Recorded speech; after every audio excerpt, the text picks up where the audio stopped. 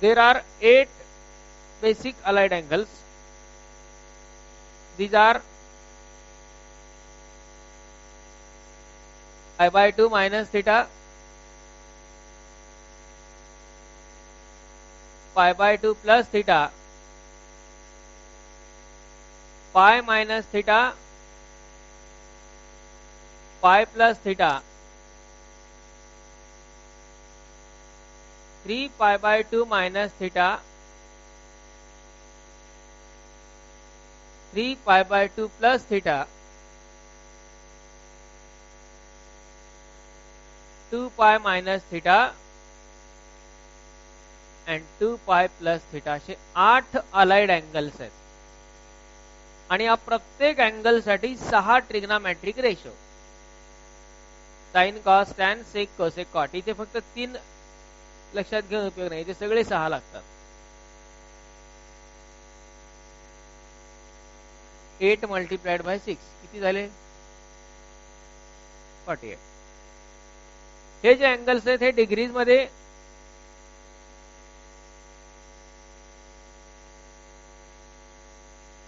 -90 minus theta, 90 plus theta,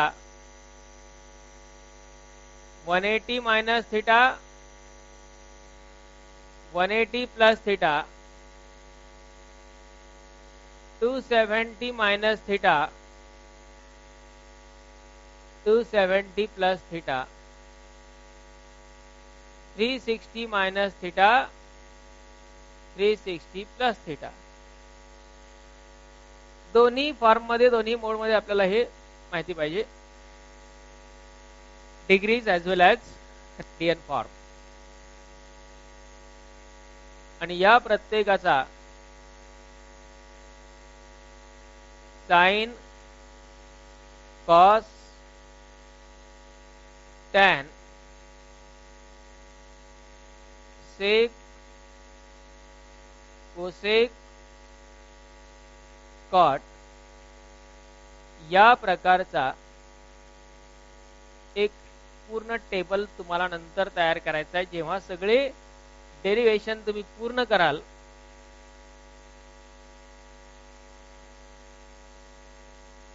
त्याच्यानंतर आपण trick पाहणार आणि त्या ट्रिकचा वापर करून हे 48 फॉर्म्युले लिहायचे. Likewise is a table. Table कसा आहे हे लक्षात घ्या. ओके. या 8 फॉर्म्युलांपैकी 8 अँगल्स पैकी कुठलाही एक जणाचा ग्रुप मी तयार करून देतो. कुठला द्यायचा तुम्ही सांगा.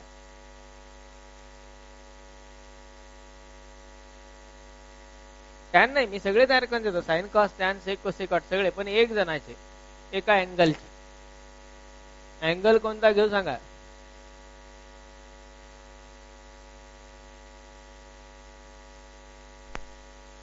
Three pi by 2. ते जरा विचित्र दिसते का.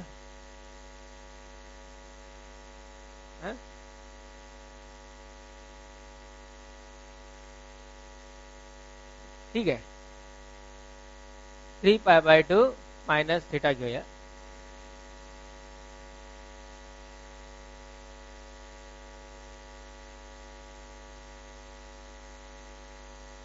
Three pi by 2 minus theta या अँगल साठी मी आता सगळे रेशो फाइंड करतोय. याच्या डेरिव्हेशन साठी आपल्याला फक्त 3 गोष्टी आवश्यक आहेत. फर्स्ट म्हणजे sign A plus B sign A minus B, cos A plus B cos A minus बी. हे 4 फॉर्म्युले, 4च. त्यानंतर स्टँडर्ड अँगल्स 0 0 तर नाही आला यामध्ये, 90 180 270 360 स्टँडर्ड अँगल्सच्या ट्रिग्नोमेट्रिक रेशोच्या व्हॅल्यू. आणि तिसरं म्हणजे त्यांचे साइन कॉस टॅन त्यांचे बेसिक रिलेशन. म्हणजे साइन आणि कॉस आले की त्यावरून टॅन येतो, सेक येतो, कोसेक येतो, रेसिप्रोकल घेऊन तयार करतात. ते त्या प्रकारे तयार करायचे. ओके. आता फर्स्ट रिझल्ट समजा आपला मिळवायचा आहे साइन 3π/2 मायनस थिटा. तुम्हाला हे रॅडियन मधले चांगले दिसत नसले तर डिग्री मधले अँगल लिहा. काय जणाला नाही ते आवडत लिहायला. 270 लिहा. कुठला फॉर्म्युला वापरता येईल इथे? Sine A minus B. काय साइन ए मायनस बी चा formula? Sine A cos B minus cos A. काय त्यानुसार sine 3π/2 cos theta minus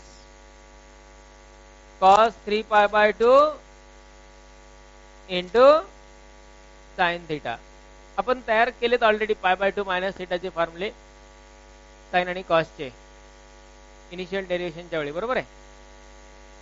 sign 3π/2 म्हणजे साइन 270. आता साइन आणि कॉस लागणारच आहेत दोन. आठवते का डायग्राम? हे कॉस वाला हे साइन वाला. साइन साठी 0,1 आणि कॉस साठी झालं 270 डिग्री. म्हणजे कुठे असणार अँगल? निगेटिव्ह वाय ऍक्सिस वर. बरोबर आहे. इथे 270 म्हणजे 3π/2. साइन 270 ची किंमत -1. त्यांच्या स्टँडर्ड अँगलच्या व्हॅल्यूज कशा लक्षात ठेवायच्या वगैरे माहिती नाहीये त्यांनी ते प्रिव्हियस लेक्चर पाहून कंप्लीट क्लिअर करून घ्या. कारण पुढे पुढे आपण जातोय आणि मागचा पार्ट तसाच राहतोय. स्टँडर्ड अँगलच्या व्हॅल्यूज साइन 270 -1 इंटू आणि minus cos 270 0 into sine theta.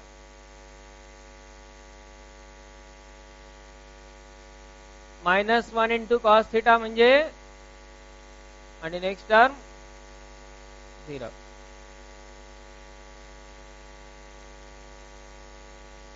याचाच अर्थ साइन 3π/2 मायनस थीटा याची व्हॅल्यू काय आली? Minus cos theta. हा झाला एक रिझल्ट तयार. Okay. Sine 3π/2 minus theta equal to minus cos theta. त्यानंतर cos 3π/2 minus theta. Cos A minus B. काय formula? Cos A cos B plus sine A sine B equal to cos 3π/2 cos 270 ची value 0 into sign 3π/2 -1 into म्हणजे काय आली value? Minus sine theta. म्हणजे result मिळाला cos 3π/2 minus equal to काय? Minus sine theta. प्रत्येक अँगलचे दोनच फॉर्म्युले या प्रकारे डिराईव्ह करायचे. बाकीचे आता याच्यावरून तयार करायचे. म्हणजे टॅन त्यासाठी की टॅन ए प्लस बी चा फॉर्म्युला वगैरे नाही वापरायचा. Tan 3π/2 minus theta. टॅन म्हणजे साइन अपॉन कॉस असतो. यालाच आपण sine 3π/2 minus theta divided by cos 3π/2 minus theta.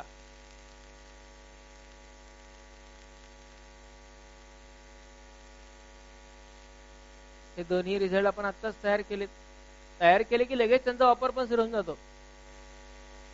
Sine 3π/2 minus थिटाची value minus cos theta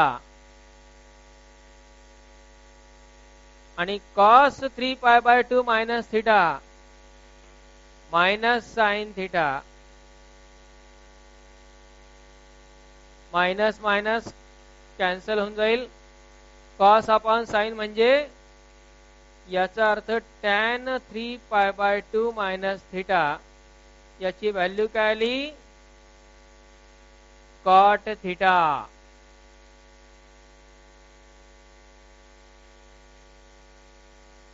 okay. त्यानंतर आता राहिले सेक कोसेक आणि कॉट.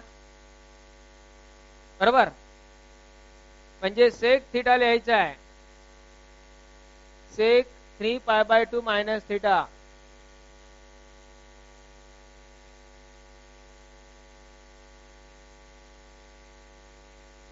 सेक 3π/2 मायनस थिटा. सेक म्हणजे 1 अपॉन कॉस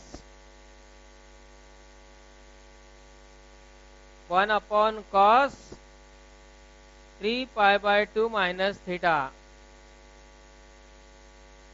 आताच तयार केलेल्या फॉर्म्युल्यानुसार कॉस 3π/2 मायनस थिटा म्हणजे काय मायनस साइन थिटा म्हणजे 1 अपॉन मायनस साइन आणि 1 अपॉन साइन म्हणजे काय 1 अपॉन साइन म्हणजे cosec theta.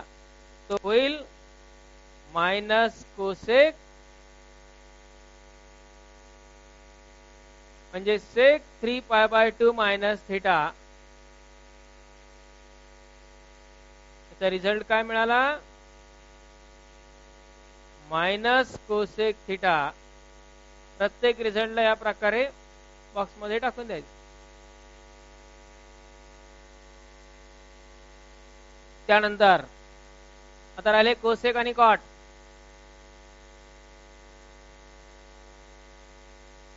Cosec 3π/2 minus theta. Cosec म्हणजे काय कोसेक म्हणजे 1 upon sine 3π/2 minus theta. Sine 3π/2 minus थिटाची किंमत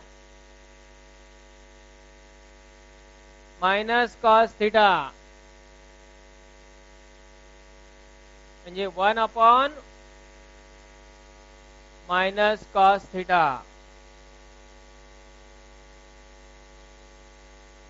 दॅट इज मायनस सेक म्हणजे कोसेक 3π/2 मायनस थिटाची value minus sec theta. Okay. आणि लास्ट आहे तो cot.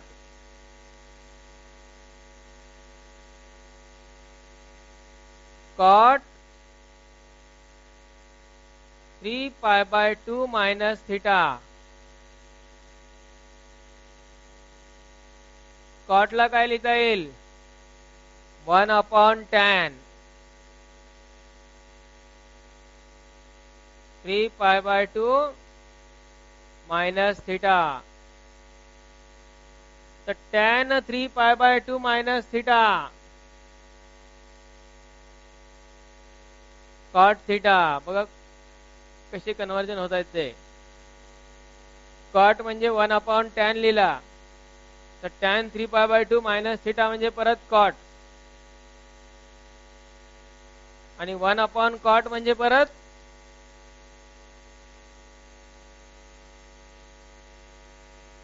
cot 3 pi by 2 minus theta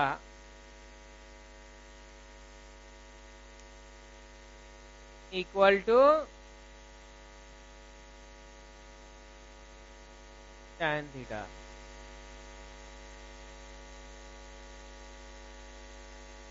likewise 6 फॉर्म्युलांचा एक ग्रुप आहे. असे 8 ग्रुप आहेत. एक ग्रुप झाला, 7 शिल्लक राहिले. पण याचे डेरिव्हेशन्स एकदा तुम्ही पूर्ण करणं आवश्यकच आहे, compulsory.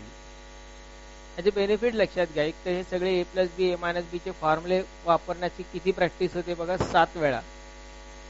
Sign a plus B, sine a minus B. Second thing, जे 90, 180, 270, 360 हे जे अँगल्स आहेत, स्टँडर्ड अँगल, त्या स्टँडर्ड अँगलच्या व्हॅल्यूज कशा वापरायच्या त्याची भरपूर प्रॅक्टिस होते. थर्ड थिंग, की त्यांचे जे रेसिप्रोकल्सचे रिलेशन्स आहेत ते रिलेशन्स पण इफेक्टिव्हली वापरायला सुरुवात होतात. म्हणजे ओव्हरऑल वेगवेगळ्या सेक्टर्स मधली डेव्हलपमेंट होते. आणि त्याही पेक्षा महत्वाचे थिंग म्हणजे जी ट्रिक त्याची तुम्हाला सांगितली जाणार आहे, त्यासाठी एकदा तुम्ही हे डेरिव्हेशन आधी पूर्ण केलेले असणंच आवश्यक आहे.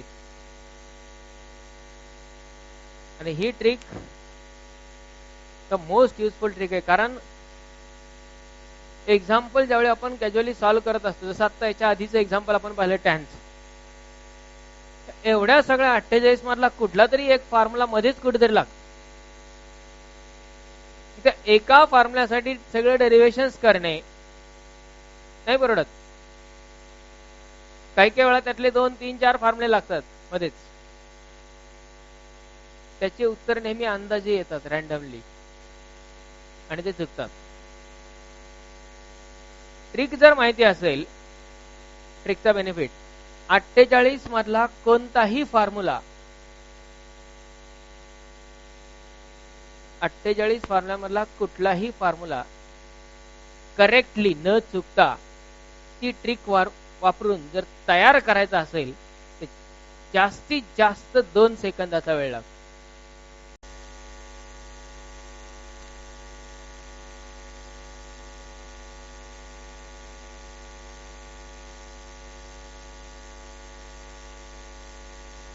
Allied angle फॉर्म्युले.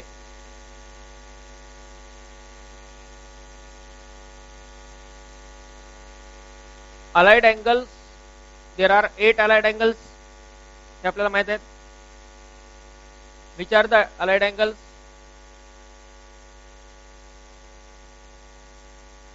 पाय बाय 2 मायनस थीटा,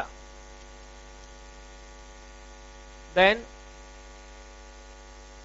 पाय by 2 plus theta,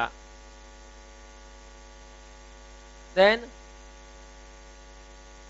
pi minus theta, pi plus theta, then 3 pi by 2 minus theta, 3 pi by 2 plus theta, 2 pi minus theta, 2 pi plus theta. हे 8 आहेत बेसिक अलाइड अँगल्स. आता यामध्ये short trick साठी आपण काय करणार, या 8 अँगल्सला आधी 2 पार्ट मध्ये डिवाइड करणार.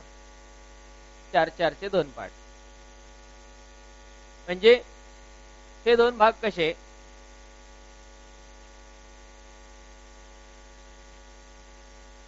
या 4 जणांचा एक ग्रुप आणि या 4 जणांचा एक ग्रुप.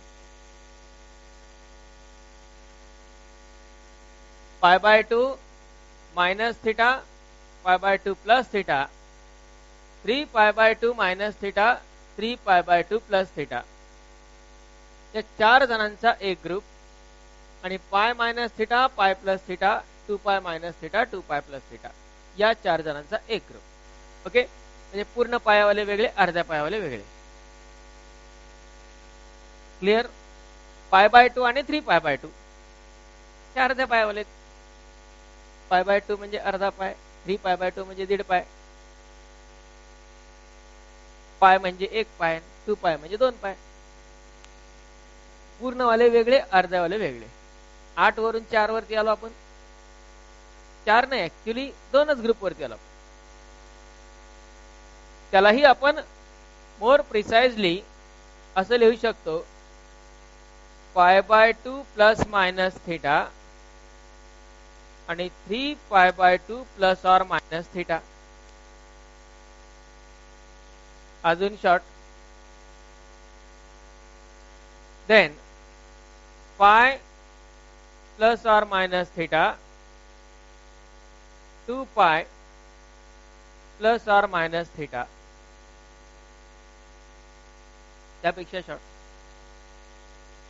π/2 आणि 3π/2 यांचा एक ग्रुप झाला आणि पाय आणि 2 पाय यांचा एक ग्रुप झाला.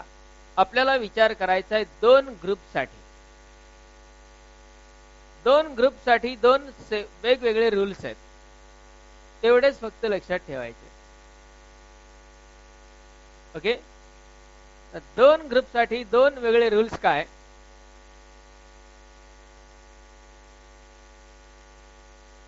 फॉर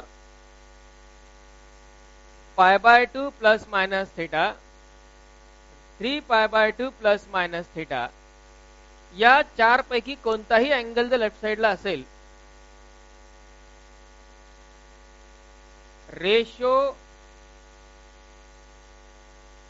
चेंजेस as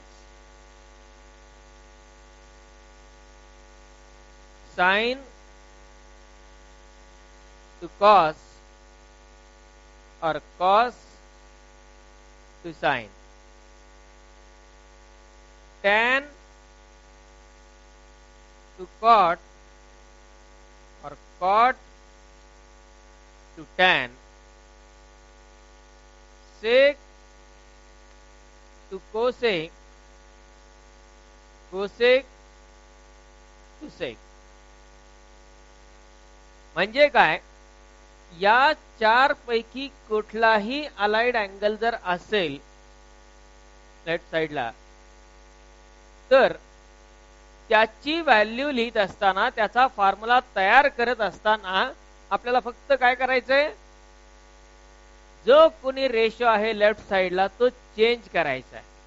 आणि चेंज पण कसा करायचा आहे? साइन असेल तर कॉस, कॉस असेल तर साइन, टॅन असेल तर त्याचा कॉट होईल, कॉट असेल तर त्याचा टॅन, आणि सेक असेल तर कोसेक होईल, कोसेक असेल तर सेक. म्हणजे या चार पैकी कुठलाही एक अँगल आला की रेशो चेंज करायचा. आणि सेकंड ग्रुप साठी रूल काय? पाय प्लस मायनस थीटा 2 पाय plus minus theta ratio remains same. Ratio remains same म्हणजे जो रेशो लेफ्ट साइडला आहे तोच रेशो राइट साइडला राहणार. म्हणजे साइन असेल तर साइनच राहणार, कॉस असेल तर कॉसच राहणार, टॅन असेल तर टॅनच राहणार. रेशो बदलणार नाही. या चार जणांसाठी रेशो सेम राहील. पाय आणि 2 पायच्या अँगल साठी. π/2 आणि 3π/2 च्या अँगल साठी रेशो चेंज होणार. तोही कसा? साइनचा होईल कॉस, कॉसचा साइन, टॅनचा होणार कॉट, कॉटचा होणार टॅन, सेकचा होईल कोसेक, कोसेकचा होईल सेक. आता आपण आधी इथपर्यंत बघूया, हे सगळं जे मी सांगितलंय ते बरोबर आहे का? ते डेरिव्हेशन्स तयार आहेत आपल्याकडे, बरोबर आहे. बघा, π/2 चा कुठलाही रिझल्ट, 3π/2 चा कोणताही result, sine π/2 plus theta, value काय आलेली त्याची? साइन π/2 प्लस थीटा, त्याची व्हॅल्यू काय आलेली आहे? साइनचा झालाय कॉस, बरोबर आहे. Tan 3π/2 plus theta, tan 3π/2 plus theta काय आलेलं आहे मायनस कॉट थिटा. ते मायनसचं बघूया नंतर काय ते. आधी आपलं महत्वाचं काय रेशो. दोन स्टेप मध्ये हे काम आपल्याला करायचं. एक तर रेशोचं काय होतं आणि चिन्हाचं काय होतं. That's it. फॉर्म्युला तयार. सेक पाय बाय 2 प्लस थिटा काय आलाय बघा.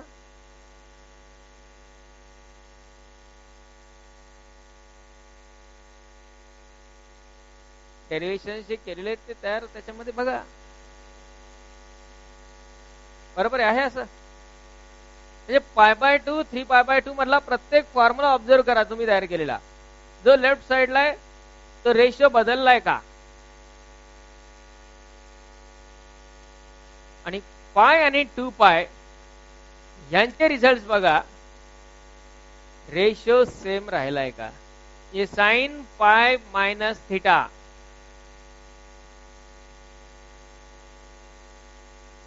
साइन पाय मायनस थिटा बरोबर आहे. Cos pi minus theta cos pi minus theta minus cos theta बरोबर. हे रेशो बदललाय का त्यात बघा. पाय आणि 2 पायचे चारही ग्रुप बघा.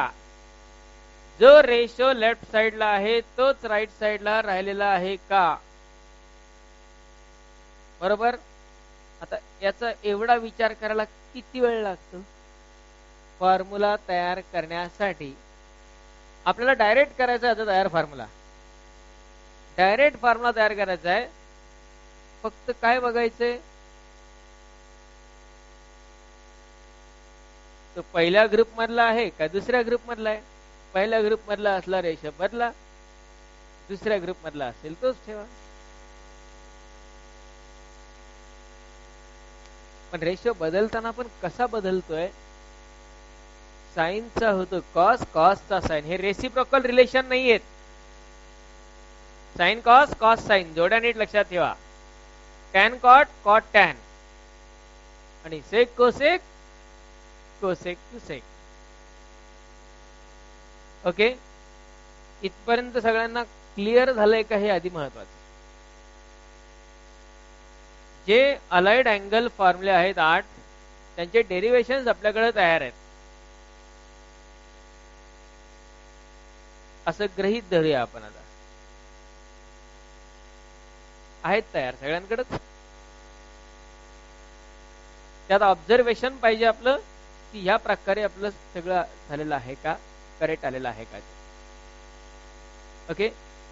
आता राहिला प्रश्न चिन्हाचा. काही ठिकाणी व्हॅल्यू पॉझिटिव्ह येत आहेत काही ठिकाणी व्हॅल्यू निगेटिव्ह येत आहेत. There has to be some concept behind this. आता नेमकं प्लस कधी घ्यायचं आहे आणि मायनस कधी घ्यायचं आहे. राईट साइडला जी आपण व्हॅल्यू लिहितोय sign pi minus theta sine theta येतोय. पण cos pi minus theta minus cos theta येतोय. बरोबर आहे. हे प्लस मायनस जे आहेत साइन यांचा विचार कशा पद्धतीने करायचा आहे आणि त्याला कुठला रूल अप्लाय करायचा आहे ते आपल्याला पाहायचं आहे. पण आधी पहिला रूल क्लिअर झालाय. पाय बाय 2 आणि 3 पाय बाय 2 90 आणि 270 याच्यापैकी कुठलाही अलाइड अँगल मधला बरं का. अलाइड अँगल मधला पाय by 2 plus or minus theta 3 पाय by 2 plus or minus theta. एखाद्या वेळी थिटा मायनस पाय बाय 2 असलं अलाइड अँगल नाही होणार तो. याच फॉर्म मध्ये पाहिजे ते महत्वाचं आहे. प्लस मध्ये इंटरचेंज करता येतं डायरेक्ट. मायनस मध्ये सगळीकडे चाललंच असं नाही. त्यामुळे ह्याच फॉर्मॅट मध्ये ते पाहिजेत. पाय by 2 plus or minus theta 3 पाय by 2 plus or minus theta. Theta minus 3 पाय बाय 2 थिटा मायनस पाय हे नाही चालणार. त्याला ह्या फॉर्म मध्ये आधी कन्व्हर्ट करून घ्यावं लागेल मग फॉर्म्युले वापरायचे. तसं खूप कमी वेळा घडतं पण एखाद्या वेळी जर तो काही सांगता येत नाही. त्यामुळे ऑब्झर्वेशन व्यवस्थित पाहिजेत. नाव चिन्ह विचार करत असताना आता कुठला ग्रुप नाही. 8ही जणांसाठी एकच नियम आहे. तो π/2 वाला असू देत की 3π/2 वाला असू देत, कोणीही असला तरी सगळ्यांसाठी एकच रूल. त्यासाठी आपल्याला काही थिंग्स अगोदर रिवाइज कराव्या लागतील, त्याचा रिव्ह्यू घ्यावा लागेल. For that one we must know 4 quadrants,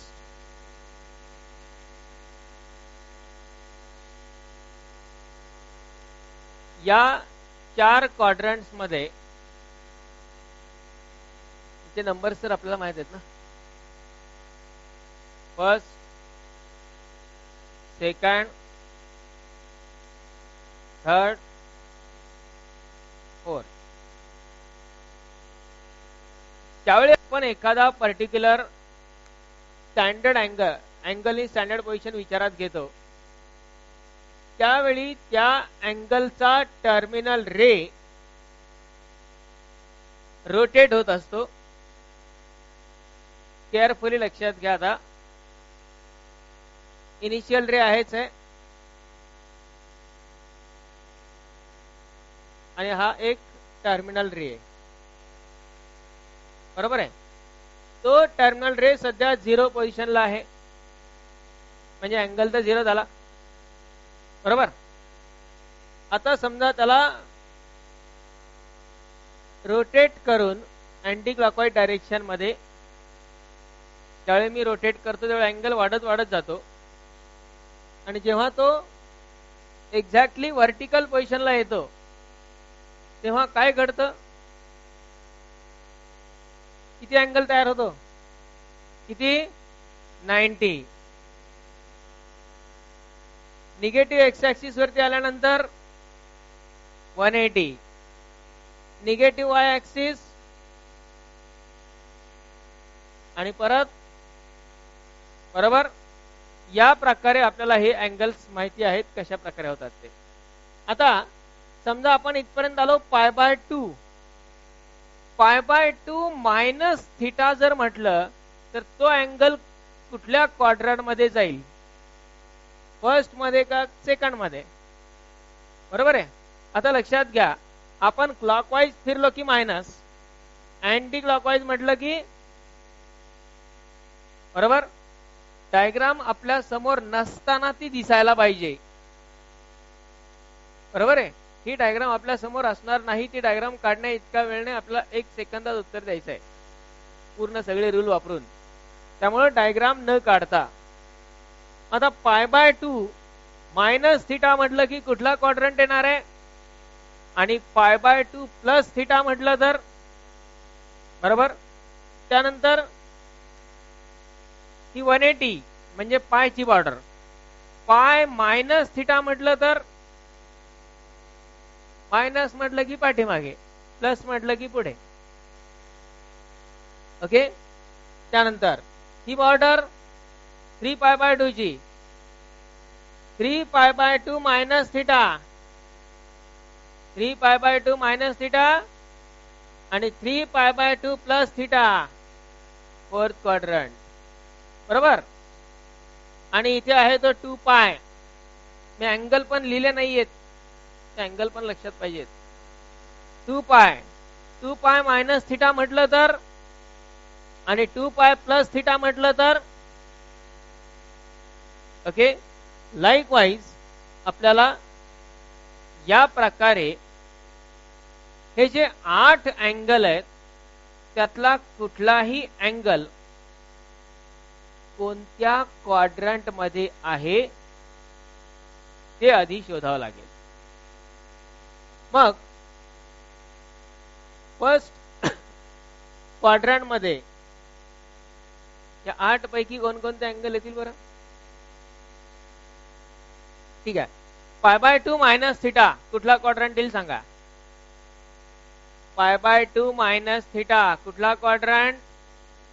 first quadrant. पाय प्लस थिटा 0, π/2 पाय 3 पाय बाय 2 आणि परत इथे आल्यानंतर 2 पाय.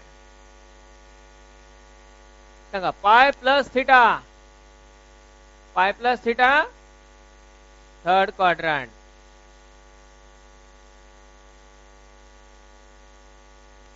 3 पाय बाय 2 प्लस थीटा, 3 पाय बाय 2 प्लस थीटा फोर्थ, पाय माइनस थीटा,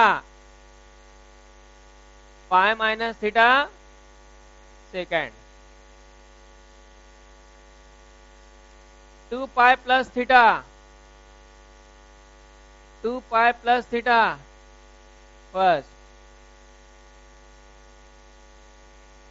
पाय बाय 2 प्लस थीटा,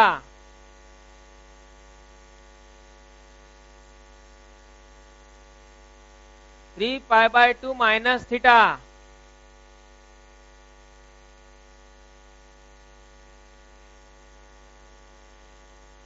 आणि 2 पाय माइनस थीटा.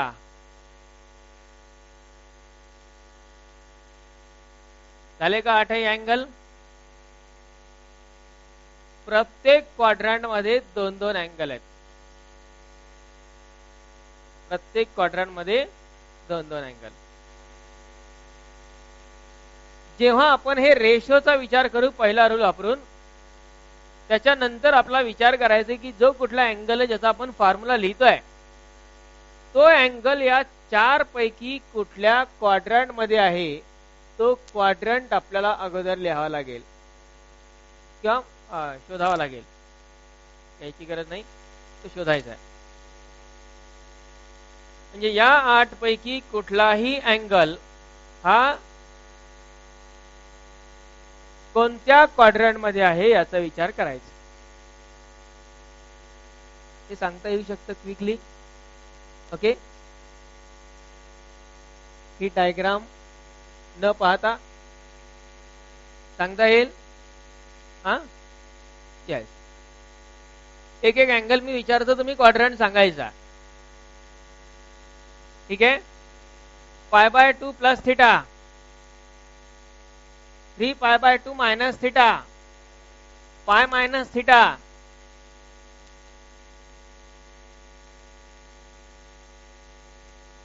पाय माइनस थीटा. सगळ्यांना एवढं फास्टली होतंय का विचार? का स्लो अजून?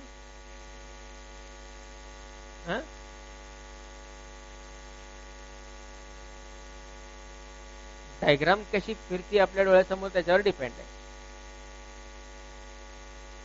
बरोबर? ठीक आहे. 3 पाय बाय 2 प्लस थीटा, 3 पाय बाय 2 प्लस थीटा फोर्थ. दिसला का सगळ्यांना?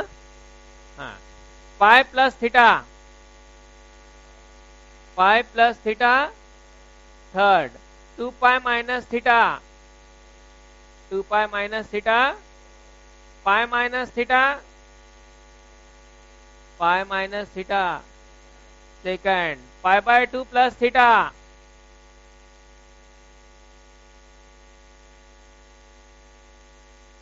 पाय बाय 2 प्लस थीटा.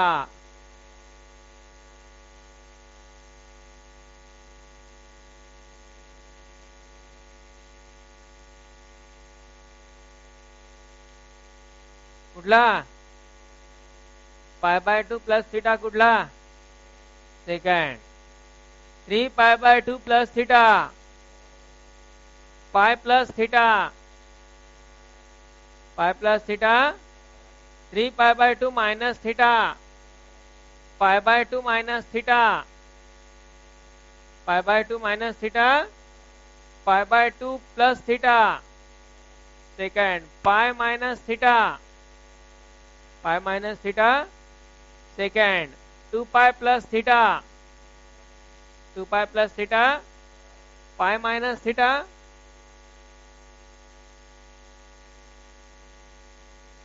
पाय माइनस थीटा सेकंड. या प्रकारे त्याच्यावरती वर्किंग करावं लागणार आहे. तर जे सांगितलं होतं मला, कुठलाही रिझल्ट तयार करण्यासाठी मॅक्झिमम 2 सेकंदाचा वेळ लागतो. पहिला पार्ट विचार करायचा आहे रेशो बदलणार किंवा नाही. दुसरा पार्ट विचार करायचा आहे क्वाड्रंट कुठला. ओके. आणि आता तिसरा पार्ट, कोणत्या क्वाड्रंट मध्ये कोण पॉझिटिव्ह आणि कोण निगेटिव्ह हे माहिती असतं आपल्याला. येस, फर्स्ट क्वाड्रंट मध्ये काय असतं. फर्स्ट क्वाड्रंट मध्ये all trigonometric ratios are positive in the first quadrant. First quadrant मध्ये ऑल पॉझिटिव्ह, बरोबर. सेकंड क्वाड्रंट मध्ये साइन आणि त्याचा उलट भाऊ कोसेक पॉझिटिव्ह, बरोबर. थर्ड क्वाड्रंट मध्ये टॅन आणि कॉट पॉझिटिव्ह, म्हणजे पॉझिटिव्ह लिहिले ते सोडून बाकी सगळे निगेटिव्ह. फोर्थ क्वाड्रंट मध्ये कॉस आणि सेक पॉझिटिव्ह आणि हे सोडून बाकी सर्व निगेटिव्ह. हे आपल्याला माहिती असतं, पण आपलं हे असं नाही वापरायचं. आता आपल्याला कसं वापरायचं आहे,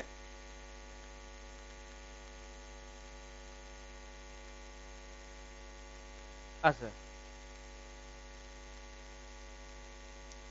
थर्ड क्वाड्रंट मध्ये साइन कसा, थर्ड क्वाड्रंट मध्ये साइन कसा, निगेटिव्ह. सेकंड क्वाड्रंट मध्ये टॅन कसा, सेकंड क्वाड्रंट मध्ये टॅन. फोर्थ क्वाड्रंट मध्ये सेक कसा, फोर्थ क्वाड्रंट मध्ये सेक पॉझिटिव्ह. फर्स्ट क्वाड्रंट मध्ये कोसाइन कसा, कॉस कसा, पॉझिटिव्ह. सेकंड क्वाड्रंट मध्ये कॉट कसा, थर्ड क्वाड्रंट मध्ये टॅन कसा, थर्ड क्वाड्रंट मध्ये सेक कसा, सेक. थर्ड क्वाड्रंट मध्ये सेक कसा, निगेटिव्ह. फोर्थ क्वाड्रंट मध्ये टॅन कसा, निगेटिव्ह. सेकंड क्वाड्रंट मध्ये कॉट कसा, कॉट कसा, निगेटिव्ह. थर्ड क्वाड्रंट मध्ये कोसेक कसा, निगेटिव्ह.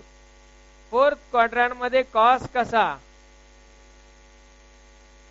ओके. आपल्याला अशा प्रकारे वापरायचं. क्लिअर.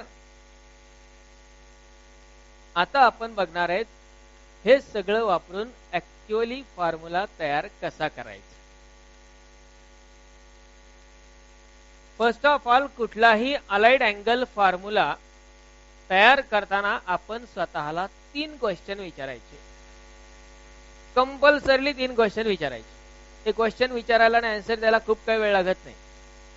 पहिला क्वेश्चन, रेशो. दुसरा क्वाड्रंट क्वेश्चन, क्वाड्रंट. आणि तिसरा क्वेश्चन साइन. 3 क्वेश्चन कसे विचारायचे. समजा आपल्याला आता कुठलाही एखादा रिझल्ट लिहायचा आहे रॅन्डम. आता जे आपण डिराइव्ह केलेले ते नका पाहू. आता आपण ट्रिक वापरून कसे तयार करायचे सगळे रिझल्ट हे लक्षात घ्या.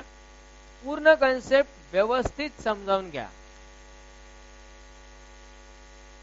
फर्स्ट ऑफ ऑल, समजा आपल्याला व्हॅल्यू लिहायची आहे साइन 3π/2 मायनस थिटाची. ओके. पहिला क्वेश्चन आपण स्वतःला विचारणार की हा जो रेशो आहे तो सेम राहणार का, चेंज होणार. चेंज होणार का.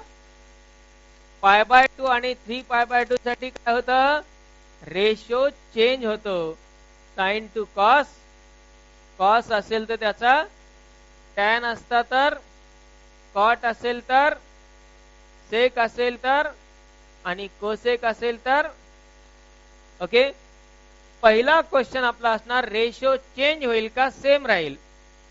चेंज होणार म्हणजे साईनचा काय होणार? ओके. दुसरा क्वेश्चन, हा अँगल कुठल्या क्वाड्रंट मध्ये आहे? 3π/2 मायनस थिटा हा अँगल कुठल्या क्वाड्रंट मध्ये आहे? ओके. आणि तिसरा सगळ्यात महत्वाचा क्वेश्चन की त्या थर्ड क्वाड्रंट मध्ये याचं चिन्ह कसं आहे? कसं आहे? निगेटिव्ह. जो लेफ्ट साइडला आहे त्याचं चिन्ह विचारात घ्यायचं, जाणाऱ्याचं चिन्ह पाहायचं, येणाऱ्याचं नाही.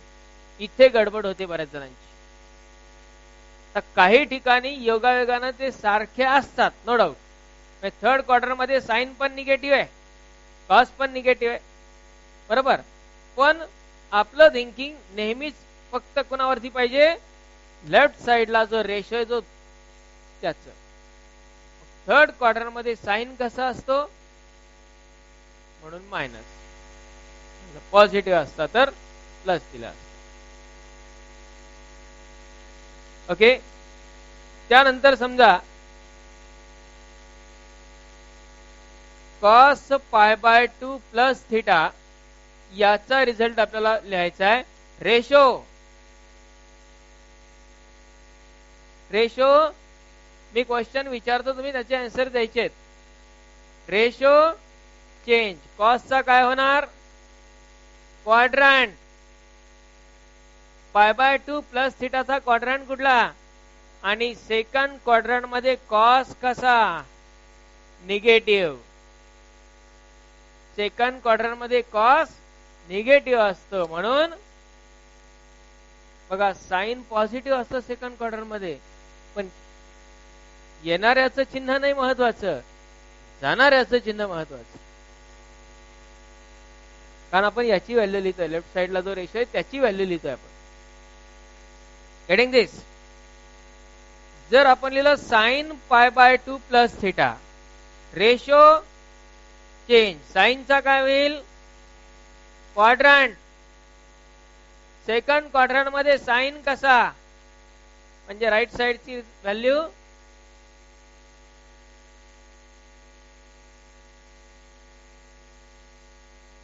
कळलं? रिझल्ट कसे तयार होत आहेत? Sec 3π/2 minus theta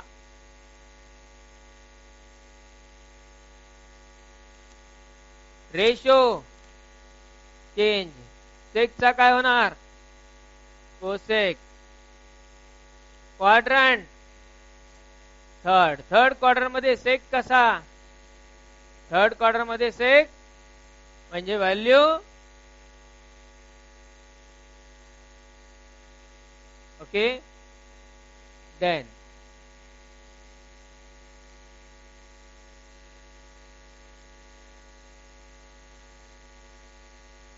cosec pi minus theta ratio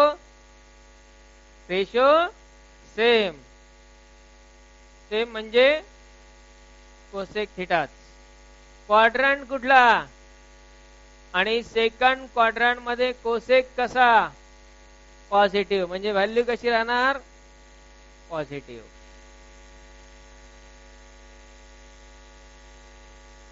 tan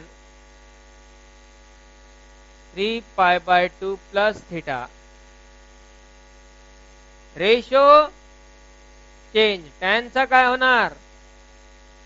quadrant. Fourth quarter मध्ये tan कसा? निगेटिव्ह.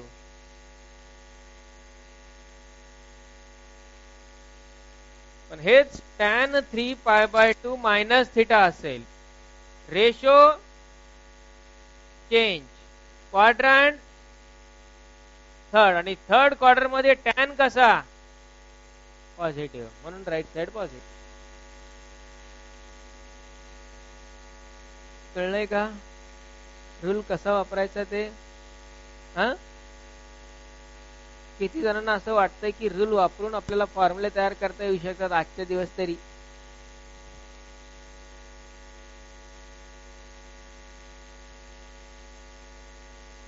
रूल लक्षात आलाय सर्वांना? 3 क्वेश्चन विचारायचे, 8 अँगल आहेत, त्यापैकी 4 चे 2 ग्रुप केलेत. पहिला क्वेश्चन काय, रेशो चेंज होणार किंवा नाही. दुसरा क्वेश्चन, तो अँगल कुठल्या क्वाड्रंट मध्ये आहे. आणि तिसरा क्वेश्चन, या क्वाड्रंट मध्ये लेफ्ट साइडच्या रेशोचं चिन्ह काय. Got the concept. पण याच्यावरती कंटिन्युअसली वर्किंग रिक्वायर्ड असतं, म्हणून आता आजच्या दिवस म्हटलं.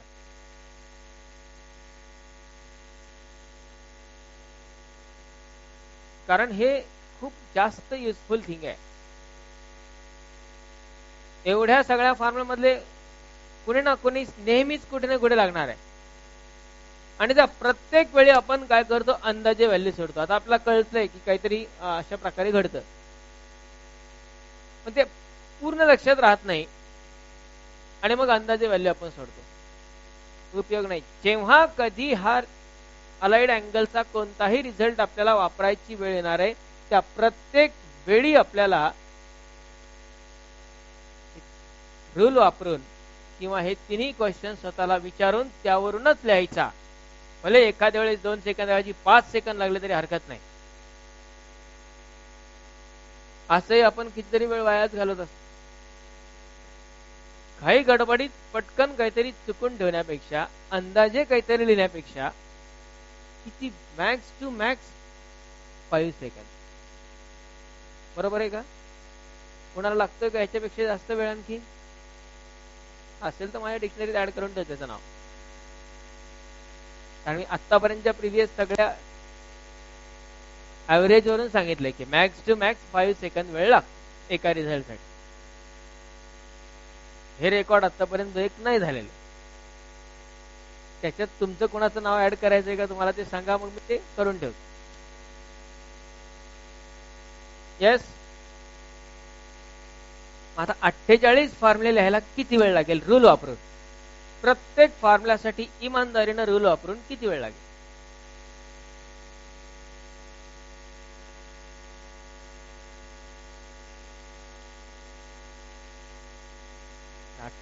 गुणिले आपल्याला लागणारा वेळ सेकंदाचा याचं कॅल्क्युलेशन करून त्याला पुन्हा मिनिट मध्ये कन्वर्ट करायला जेवढा वेळ लागेल तेवढ्या वेळेत ते फॉर्म्युले लिहून होतील. बरोबर आहे? गेटिंग दिस? आता काय करायचंय, तुम्हाला एक सांगितलं होतं की एक टेबल ह्या सगळ्या फॉर्म्युल्यांचा, तो टेबल जर काढला होता पण तो कंप्लीट करायचा नाही हे सांगितलं होतं. बरोबर? तो आता कंप्लीट करायचा. कशा प्रकारे करायचं ते मी सांगतोय, त्या प्रकारेच करायचा. आधी त्यापूर्वी हे लिहून घ्या. हे लिहित असतानाच त्या रूल वरती विचार करा. मग मी तुम्हाला सांगतो तो पूर्ण टेबल, अख्खा 48 फॉर्म्युलांचा टेबल किती क्विकली तयार होत होते. त्याला क्विक पेक्षा महत्वाचा आहे रूल लक्षात राहणे.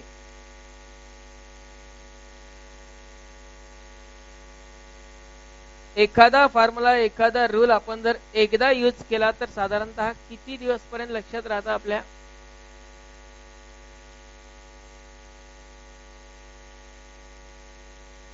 तर प्रत्येकाची व्हॅलिडिटी वेगवेगळी असते. कोणाचे रिचार्ज कसे झालेत काय माहित. येस. एखादा फॉर्म्युला आपण शिकलो आणि तो शिकल्याच्या नंतर साधारणतः त्याला पुन्हा जर नाही कधी पाहण्यात आला तर तो किती दिवस पर्यंत लक्षात राहतो आपल्या?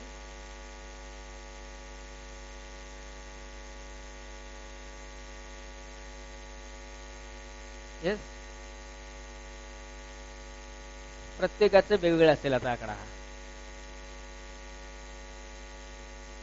तोच फॉर्म्युला जर आपण, तोच रिझल्ट, तोच रूल जर आपण 48 वेळा स्वतः वापरला तर किती दिवस लक्षात राहील?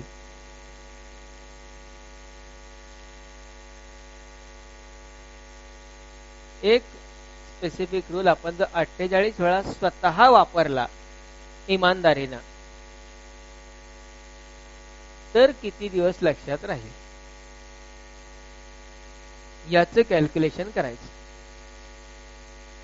पर तो 48 वेळा वापरायला वेळ लागणार किती आपल्याला? 5 minute, max to max 10 minute. 10 मिनिटासाठी म्हणजे आपल्याला लाईफ टाइम रिचार्ज मिळत असेल, तेवढा 10 मिनिटाचा टॉपअप करायला काय हरकत आहे?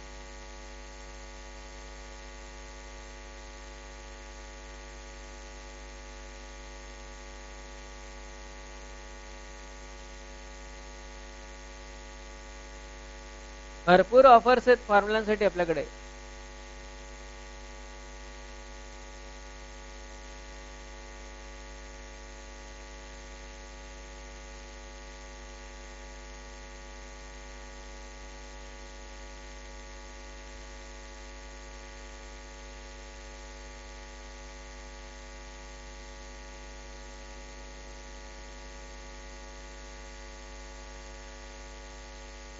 दिस one is the fourth group. जे 5 महत्वाचे ग्रुप आहेत. पहिला ग्रुप आपण पाहिला ऍडिशन सबट्रॅक्शन फॉर्म्युलांचा, कंपाऊंड अँगल. दुसरा ग्रुप प्रॉडक्ट फॉर्म्युले. तिसरा ग्रुप फॅक्टरायझेशन फॉर्म्युले, त्याच्यामध्ये 4 फॉर्म्युले होते दोन्ही ग्रुपमध्ये. आणि चौथा ग्रुप हा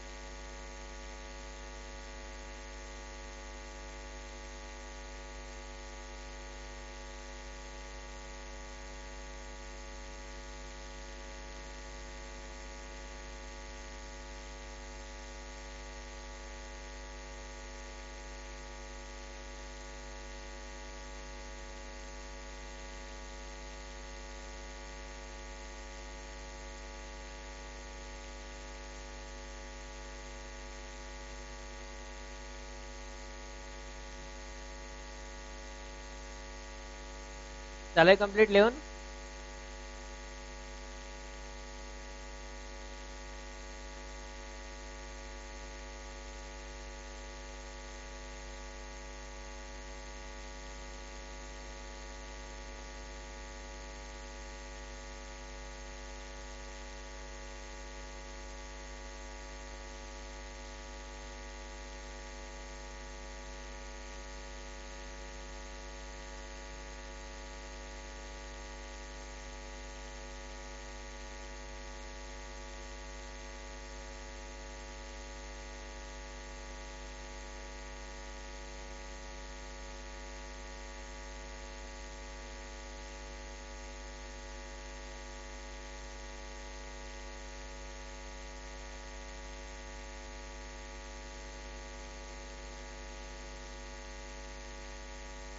झालंय का?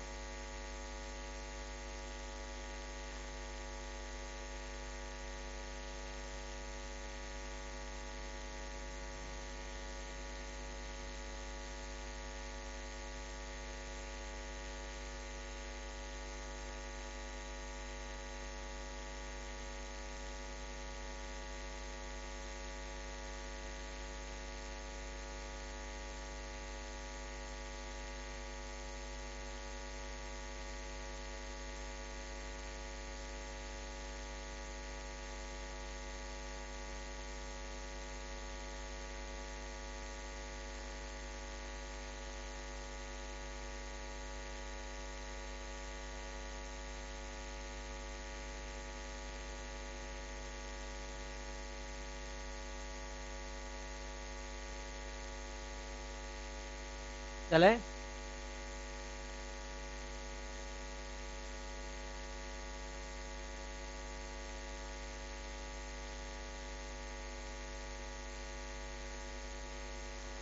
आता पहा,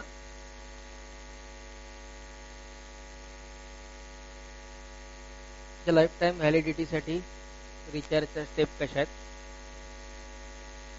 फर्स्ट ऑफ ऑल हा टेबल जी कॉलम्स आधी लिहून घ्या.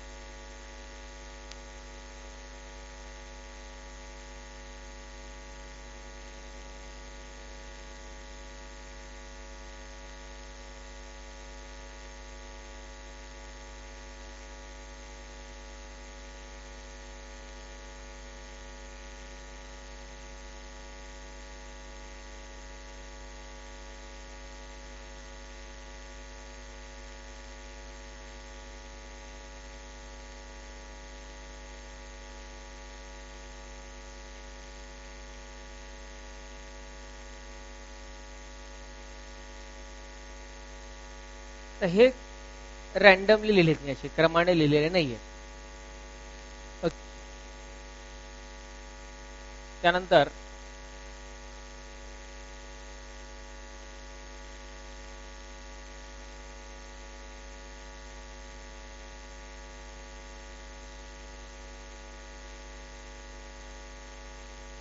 हे पण रॅन्डमली लिहिलेत, कुठलाही क्रम वापरलेला नाही.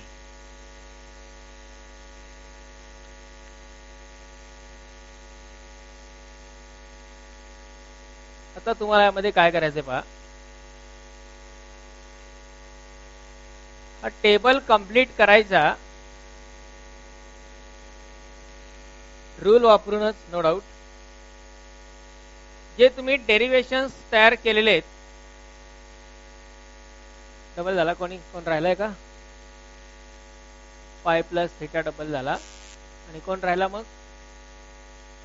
2 पाय मायनस थीटा राहिला.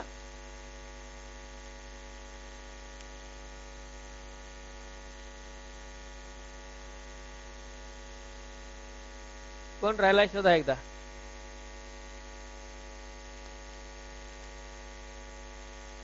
पाय मायनस थीटा राहिलाय. बर,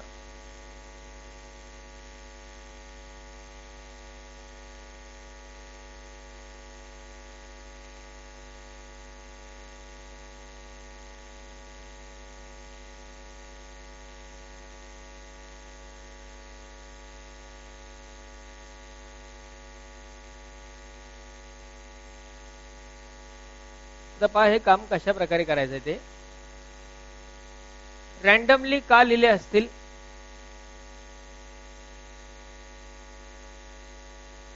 की आपल्याला प्रत्येक रिझल्ट साठी रूल हा पूर्ण वापरायचा आहे. म्हणजे तिन्ही क्वेश्चन स्वतःला विचारले गेले पाहिजेत. तिन्ही क्वेश्चन एकही सुटला नाही पाहिजे.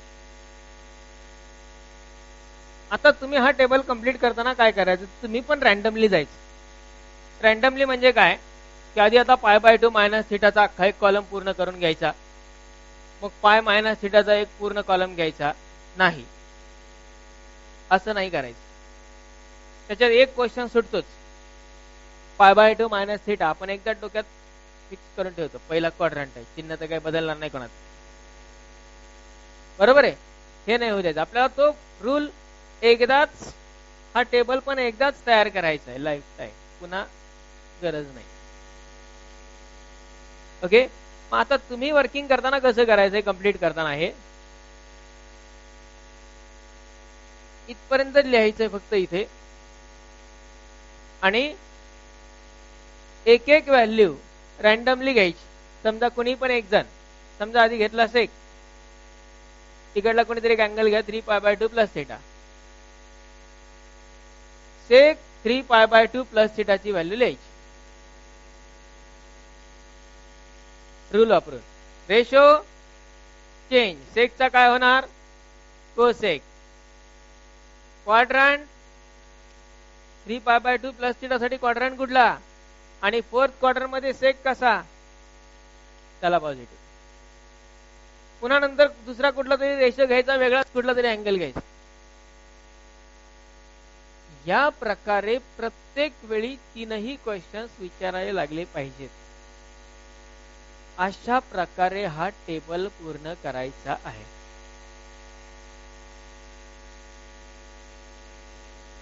तर याच्यात इथे कुणी जे कंप्लीट कस तरी करायचंय म्हणून शॉर्टकट मारायला जाताल, त्याचा त्रास पुढे तुम्हालाच होणार आहे.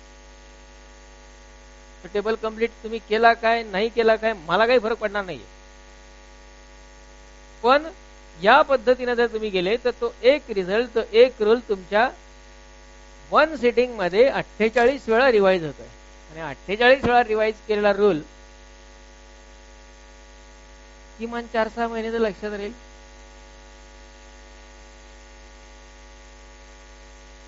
राहील का नाही? कितीही मेमरी आपली वीक असली तरी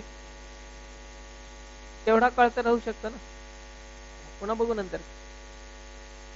तोपर्यंत 12वीचं ट्रिग्नोमेट्रिक इक्वेशन येत आहे, त्याच्यात हा पुन्हा भरपूर वापरायचाच आहे. पुढचं 4-6 महिन्याचं काम होऊन जाते. झालं आपली निघाली. कळलं? होईल हा कंप्लीट? लगेच आत्ता कंप्लीट करताय का होमवर्कला? हा,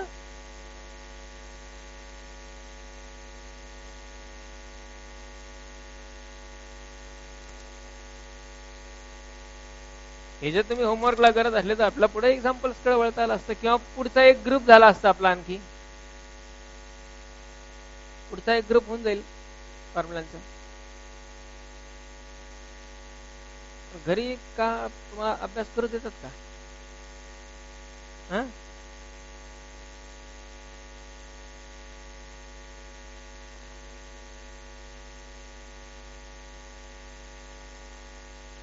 नाही, काही जणांना असतो त्रास असतो घरी, तसं गेलं की काय बाहेर गेलं, क्लासवरती गेला दिवसभर, तिकडं काय अभ्यास घरी पण काय अभ्यास, असं वाटतं काही जणांना. उगीच फार नको त्रास करून घेऊ.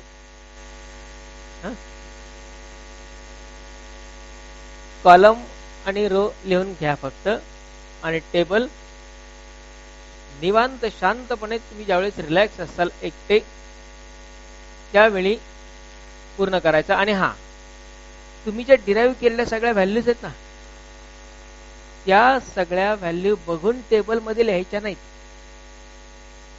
आलं लक्षात? पण टेबल पूर्ण झाल्याच्या नंतर क्रॉस चेक मात्र करायचे.